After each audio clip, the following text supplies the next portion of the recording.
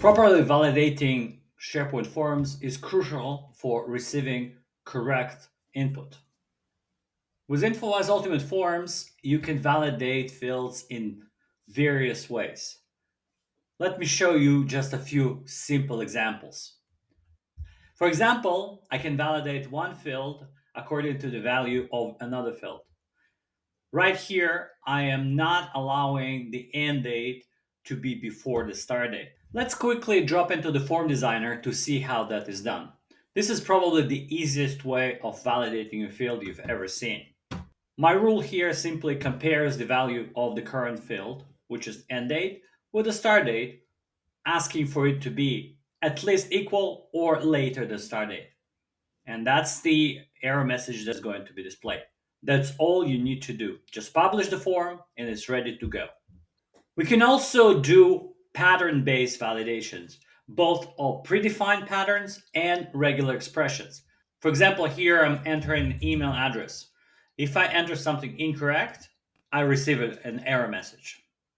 Again, let's switch to the form designer and see how that is done. Very simple rule. Use the predefined email pattern and provide an error message. Now let's see something slightly more complicated.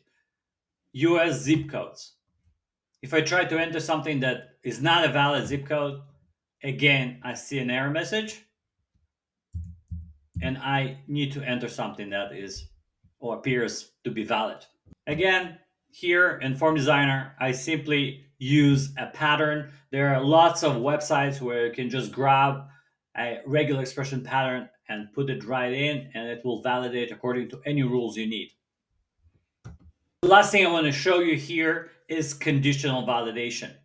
Here, for example, if I set my importance to high, the assigned to field becomes required. If I try to save it now, it requires the value. Simply require the length of the value to be greater than 0 when the condition is importance equals to high. This rule will only run under this importance.